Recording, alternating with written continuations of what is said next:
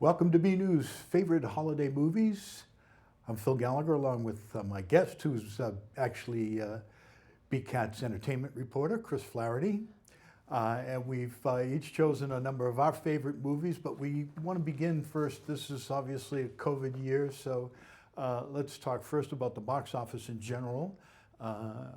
The Oscar show might be difficult this week, but tell us what you see in the box office arena. It's hurting, and it's going to keep hurting for a while, I think.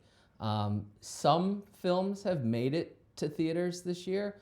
None that you would want to risk getting COVID for, I'll say. Like Robert De Niro's comedy, The War on Grandpa, where he's fighting his grandson for like space in the house. And then there's this Vince Vaughn, it's like a horror twist on Freaky Friday, where he's like a serial killer and he switches bodies with this like teenage girl. And it got good reviews, but it's not going to make a lot of money because, COVID and stuff. Everybody's saving the heavy hitters for, when the world reopens, or they're deciding to just throw them on streaming services. Well, what's up with Wonder Woman? Where is that coming? Is that streaming or is that going to be in theaters? So this is interesting. It's kind of going to have a hybrid model. It's still going to go to theaters on Christmas Day, but it will be on HBO Max starting for 1 month, the day, or Christmas Day. And then it's a really interesting deal because normally theaters take a 60% takeoff of what the movie gets in theaters. Warner Brothers is only taking about 45% this time. And after 31 days, let me follow me for a second. After 31 days, it's off HBO Max, and then it's just going to be in theaters for 28 days. And then after 60 days, it'll be on demand and stuff. On demand. Well, the HBO Max is using it as a leader for subscription advertising, right? Exactly. They're hoping people will go to the streaming service. They're basically propping Wonder Woman up to get people onto the streaming service. Now, this is where it would end, and I'd say, well, people are just going to get a free trial and hop off once they watch the movie. Well, the old cats like me aren't really going to be enticed by a Wonder Woman episode to sign up for HBO Max. Right, and it's a big action film. You want to see that on the big screen. Right. But yesterday, Warner Brothers threw down the gauntlet, and they said every major film they're releasing in 2021, the day it's in theaters, it will also go on HBO Max. So what everyone thought with Wonder Woman would just be like a regular thing for this former summer blockbuster is now going to be the norm for the year. So I think the CEO of AMC went out and said, you're going to really kill our profits with this. Because like the longer a movie is in theaters, the more the theaters take away. And it's been a long road of a war between streaming services and theaters. Theaters want to lower the window for theatrical releases because, obviously they lose money the more the movie's in theaters. And obviously theaters want them in longer because then they earn more money. But box office is dropping dramatically, isn't right. it? I mean, let's face it, you can go home and get a 54-inch HD, even larger, what are they now, 100-inch HD that you can get. And, with the exception of IMAX, the quality is every bit as good as you would see in the theater. Absolutely. And I mean, I love going to the movies. I haven't been since it's almost a year. Right. But, you just can't compare watching something on a TV screen to the big screen. But until the world reopens again, this is the norm. And Disney, which is obviously Warner Brothers' biggest competitor, and they have their streaming site, which they're pulling all their chips in. They have a shareholders conference next week, so it'll be interesting to see what they decide to do in response to this, because they've pretty much held on to everything, save for like a few low hitters. They did try, it backfired bad. They put the Mulan remake on Disney Plus, but it was an in-app purchase for $30. Right. And not a lot of people were up for that. And then it's interesting, like one day everyone's like, this is the best Disney remake ever. And then the next day people were calling racism, this is the worst movie ever. So that backfired. That was quite inconvenient to have the phone ringing. All right, let's go to our selections. You've got 5, I've got 5. Yep. Let's start with your top number 1. I'll start with the heavy hitter. It's a Wonderful Life, 1946. Watch it every Christmas Eve. It was Jimmy Stewart's first big acting role since he went into the service for a while. And so I actually presented this for the cinema series years ago, and we could still have people in here for movie nights. People were just enthralled at how easily he just got back into it. Well, he flew 27 bomber missions, didn't he, as a colonel in the Air Force? I don't know. Yeah. But yeah, I pretty mean, sure. you know, it's Jimmy Stewart, one of the greatest actors we've ever seen. And he almost had this ridiculous false modesty on set. Like, he was afraid to kiss Donna Reed in their big scene because he was like, I'm a little rusty. I don't know how good a kisser I am. So the director, Frank Capra, basically kind of tricked him. And he's like, all right, I'm going to put all this dialogue for you two in like this extreme close-up so you can't get out of this. And it worked, and that's the take you see in the film. Right.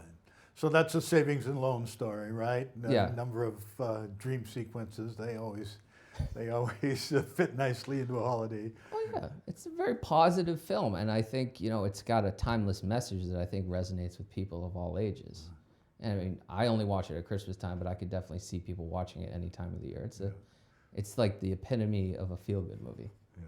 So. Well, it's one of those movies at my age that I've probably seen, maybe 3 dozen times. But my favorite, that I've probably seen that many times, is A Christmas Story, which is the legend of Ralphie chasing his dream of a Red Ryder BB gun. And actually, it's for those of you who haven't seen it, I would suggest it strongly. It's actually a bunch of little vignettes within the story. Right. Ralphie needing the Red Ryder, which when he does get it, he shoots it off, it ricochets off and breaks his glasses, and he lies about it. Darren McGavin is the father who has won a lamp in a contest, a sales contest, and it turns out to be a lady's leg in a high heel with fishnet stockings. Who misses is not too enthralled with the idea. Doesn't she break it? Or she like uses all the glue so he can't put it back together? And then Ralphie's friend takes a dare to stick his tongue on the frozen pole. Ralphie's aunt gives him a onesie that is a pink bunny rabbit. So it's a variety of hilarious little vignettes in the main story, which is Ralphie's pursuit of the greatest Christmas gift ever. I'm amazed, you know, parents these days haven't gone after that film for like, we don't want our kids playing with a gun. But I think it perfectly captures what Christmas is for a kid at that age, especially when he's seeing Santa in the mall and they do that up close, like fish-eyed lens, so it makes Santa like look like this and Santa monstrous tells him, man. When he asks him for the Red Ryder, Santa tells him, "Hey, you put your eye out. You can't get one of those." That crashes his dreams. I don't know if we want to spoil it, the ending. No spoiler alert. I don't know, but the ending kills me. Okay, what's up next for you? I'm going with one of the TV specials from the Rankin and Bass Company. Santa Claus is Coming to Town. It's 50th anniversary this year, 1970. You have Mickey Rooney as Santa Claus, and he went on to play Santa Claus for that studio for at least half a dozen films. You have Fred Astaire as the narrator, and it's really scary how like accurate his like animatronic puppet looks like him. And then you got Keaton Winton, Paul Frees, and a couple other, you know, voice acting legends from back in the day. But I mean, hot take, I like this one better than I like Rudolph.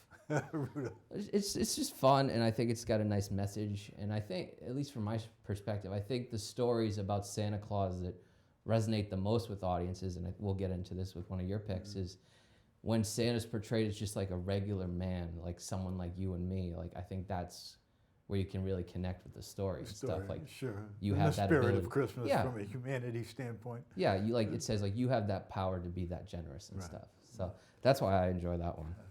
Well, my next one is Scrooged, featuring Bill Murray, Carol Kane, Robert Mitchum, John Forsythe, a number of different people, and basically Bill Murray portrays, it's both a parody on Dickens's Christmas Carol as well as a scathing attack on the entertainment industry in general. Maybe that's why I haven't seen it. Well, Frank Cross, played by Murray, is the high-powered head of the studio who's putting on a Christmas special, and he turns out to be Scrooge. He sends his brother, who he's estranged from, a blanket for Christmas. And he, what is a blanket? I think, no, a towel set for his secretary, who has a son who's basically mute at this point. And then, well, not that that's funny, but how it develops is funny. Well, he's the Tiny Tim, right? Like, yes, exactly. Okay. He's the Tiny Tim in the story. But Frank, is having problems coming to grips with the whole thing, the pressure of it. One of the little highlights is he's getting stressed out that the production's not going to be ready for Christmas Eve. And one of the grips comes to him and says, the antlers won't stay on the mouse, on the mice. And he says, well, can't you staple them?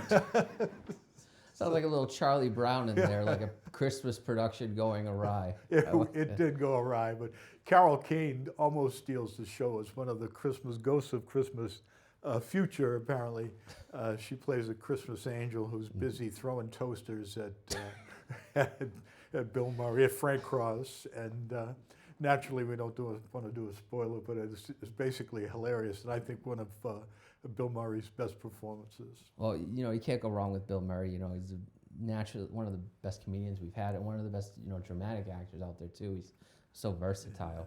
So. Yeah, he's done quite a few very good ones, I think, from a dramatic standpoint. Although that one where he was the captain of the fishing boat. That was Life Aquatic. Life Aquatic. Yeah. That was 90 minutes of absolute misery. Well, he likes hanging out with Wes. I think that's Wes Anderson. Yeah, he's done a few of him. Yeah. So. Well, if Wes does horror movies, right? No, Wes is. It's weird how to describe Wes Anderson films. They're quirky. I'll say that and leave it at that. They're not my cup of tea all the time. So is it my number 3 now? You're on number 3. Okay, my number 3 is kind of a cheat because I wrote down all 3 versions of The Grinch. You have the original Chuck Jones cartoon from 1966, and then you have the live action from 2000 that Ron Howard directed.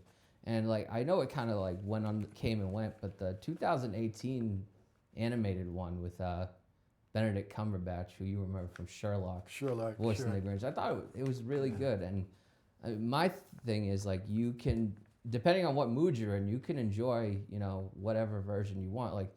Obviously, if you're feeling nostalgic, you watch the original cartoon. If you want some junk food, watch the Jim Carrey version. Right. I consider it a guilty pleasure. I mean, you watch it for Jim Carrey because he carries that film, and it's amazing that he almost quit. Because that's his only good film from my perspective. I think it's his best film too, but he went on a rant a few times during production because that took hours to get him in that makeup and stuff. So I think they brought in a CIA expert to teach him how to withstand torture. So I hope the box office returns made it worth it for him. But yeah, and then I find the 2018 one is just a modern uptake on the Grinch. It should the Grinch is just basically this guy who's sad and lonely and eats junk food. He doesn't want to talk to people. So I can relate to that sometimes. Okay, my number 3 is actually I'm going to put it ahead of my number 3. I'm going for Miracle on 34th Street, which is Maureen O'Hara, John Payne, Edmund Gwenn, who actually won an Academy Award for his portrayal of Kris Kringle. I think Santa. Also he was a great Santa. It was also, I think, Natalie Wood's entree into the filmmaking business as a child. Little Natalie Wood. And basically the story is he's a department store kind of guy. He feels some umbrage over the Santa who's in the department store who's either had a few beverages or he's not doing the job right. So he then portrays himself as the real Kris Kringle, who's then accused of having some, mental issues. Yeah, some psychosis going on there. Goes into an asylum for a little while, but in the event, without I guess Natalie's, the child's Christmas wish is to have a home. Right. Anything with Maureen O'Hara in is worth watching, but we all know the end since it was made in 1947. Interestingly, it was made for a grand total of $630,000, which was premier talent in the film, premier director as well, and it grossed the grand total of $2.7 million in 1947. Well, you can see why. I mean, people are still watching it to this day, and if you haven't watched it, it's on Disney Plus right now. I watched it last night. I do love how, again, I talked about this with Santa Claus is Coming to Town. I think the stories where Santa Claus is just portrayed as like a regular guy, that makes it more accessible to the audience and stuff. But I enjoy how they play it, like, because, not to spoil it, well, it's been out for a long time. You don't really know, like, is this guy a lunatic or is he actually Santa Claus? And by the end of the film, you're still not really sure. Things, dreams come true. So. But that courtroom, that whole courtroom sequence, from the judge running for re-election and his like consult, he's like, yeah, tell everyone that Santa's not real, and you'll get 2 votes, yourself and the district attorney. And then he's like, the district attorney's a Republican.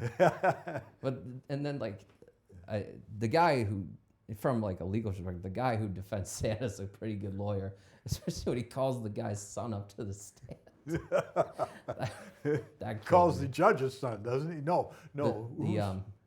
I think it's the district attorney who's saying like, this man is not Santa Claus, and so he brings the kid up and he's like, "Do you believe in Santa Claus?" "Yeah." "Who told you that?" "Daddy." And then like the ruling comes out and he's like, "I gotta go get a football helmet." The interesting thing in terms of box office comparison, Scrooged was made for $30 million, of which Bill Murray was paid $6 million, and it grossed $100 million. So that gives you an idea, I guess, of what happens over time to money. Yeah, it's interesting to see how the revenues change. Yeah. Okay, what have you got up next? I got Elf, Will Ferrell, 2003. If you've seen me on BCAT a few times, you know I've got some affinity for Elf. I mean, Will Ferrell movies have kind of fallen to the wayside for me personally. I think this is one of his best. Like, I think it's more pleasant. I mean, I love Anchorman, I love Blades of Glory, but I think this is probably one of his more unique roles where he's not playing some like Frank the Tank. Yeah, Frank the Tank. Ron Burgundy, some hotshot who gets to get taken down. It's a more humanistic role, and apparently Will Ferrell got paid They offered him $29 million to take the sequel in 2013, and he turned it down. And just for comparison, the original film was made for $33 million, and the box office was $226 million. James Caan played his father. Caan played his father, who was like, it's because you're just waiting. Zoe Deschanel played the romantic interest. Yes. Too. It was worth seeing it just to see Oh, Zoe. she's got a lovely voice. And she sings on the soundtrack and stuff. But man, it's just like, you're just waiting for James Caan to blow up the whole movie. It's like a ticking time bomb. It's hilarious. And then you have Mary Steenburgen as the mother and stuff, and Ed Asner as Santa Claus. It's a cute film. I like it, and it's funny. But Mary, who was the mother? Mary Steenburgen. Yeah. Mrs. Ted Danson. Yeah, Mrs. Ted Danson. Yeah. He's speaking though of the star of Elf. There, what's his name? Ferrell. Will Ferrell. Yeah. I just watched an interesting film of his in which he plays a dramatic role as an IRS agent who hears a voice of an author who's writing about him and his demise. I thought it was a very good film. I can't recall it. Stranger Than Fiction. It might have been something like that. Yeah. I think I've seen it on Netflix. I got to check it out. Well, I was very surprised because I actually enjoyed it when he wasn't playing an idiot. Like he has in so many other films. It's sort of like Bill Murray. It's interesting when comedians get to do more serious work. Right. Exactly. So. Okay, am I up? I'm up with the next one. A traditionalist, naturally. I'm going with White Christmas.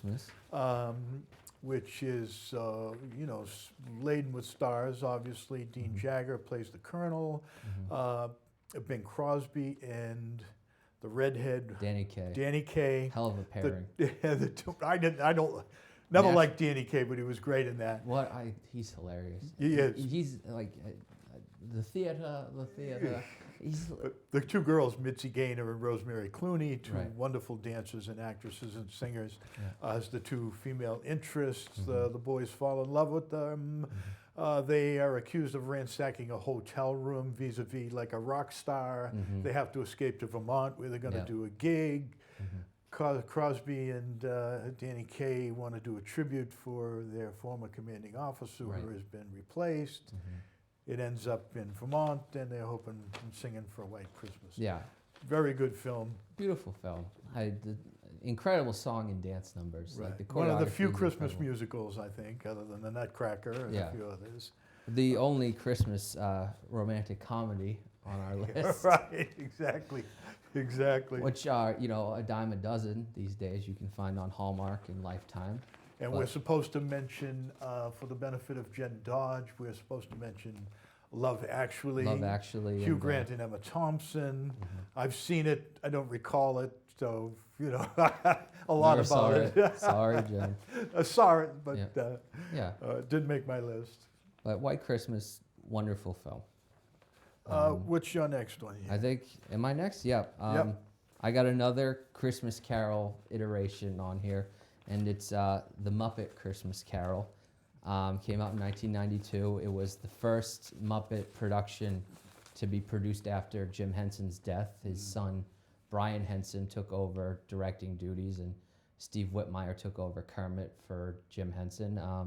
So there was a lot of expectations on this film because, the king of the Muppets had died. So people were wondering, what's this going to look like without Jim Henson? And I think it really blew expectations out of the water.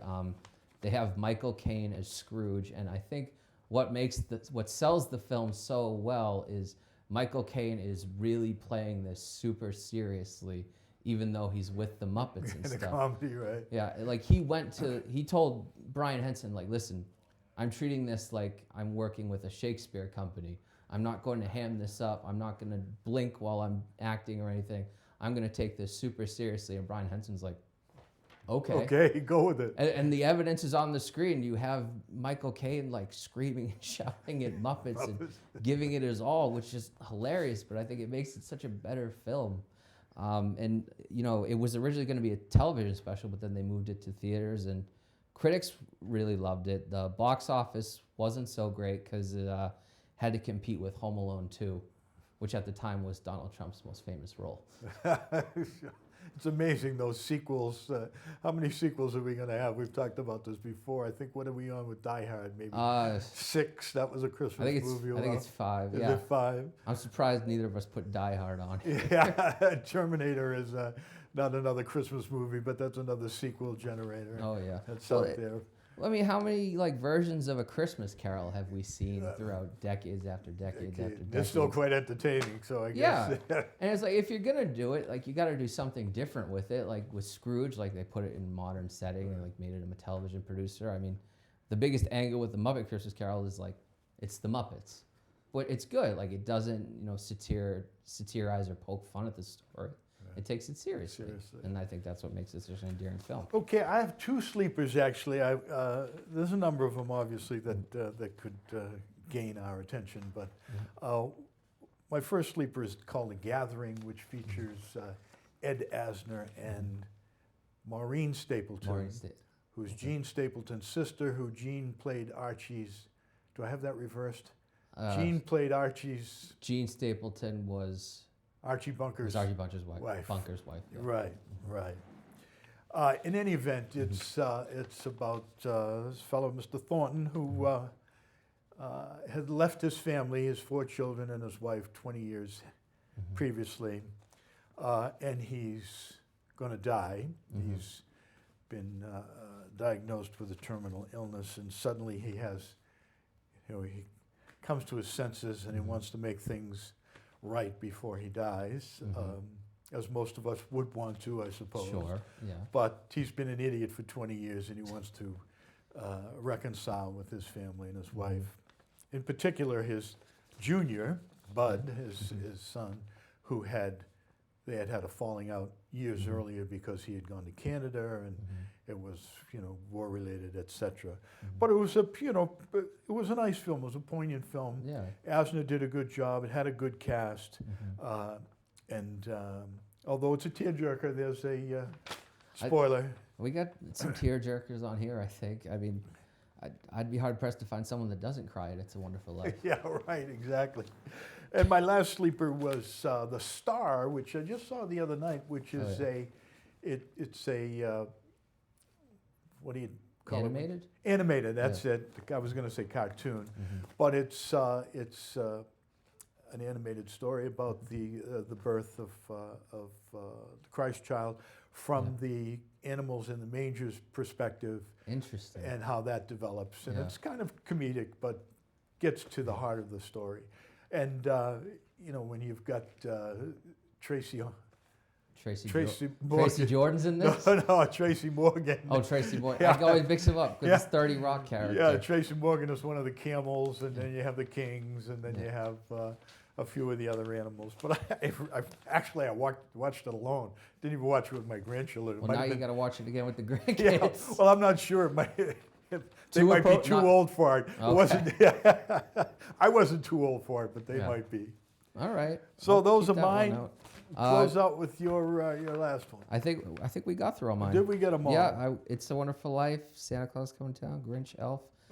Yeah, those are my 5. There we Those go. were your 5, Yes. and then, Well, we hope you've enjoyed the program, and with COVID here, you obviously have a lot of opportunity to sit down and watch a lot of these things during the holiday season and get into the holiday spirit. Before we go, Phil, I know some of our staff members have some other recommendations for us. They You don't have do. to take our recommendations. BNEWS sports reporter Robert Paris, he likes Home Alone. Production coordinator John Vias likes Nightmare Before Christmas. Our executive director Jen Dodge, she said Love Actually and also The Family Stone. Tad Stefanak, our social media manager, likes The Ref. And our BNews director, Rich Hosford, is with me on A Muppet Christmas Carol. All right. So you don't have to listen to just us. Okay. Well, again, during COVID, you'll have plenty of time to sit down and enjoy them. Chris and I want to wish you happy holiday, happy Hanukkah, Merry Christmas, Happy New Year, and thank you for joining us. Thank you, Chris. Thank you, Phil. Happy holidays, everybody. Good night.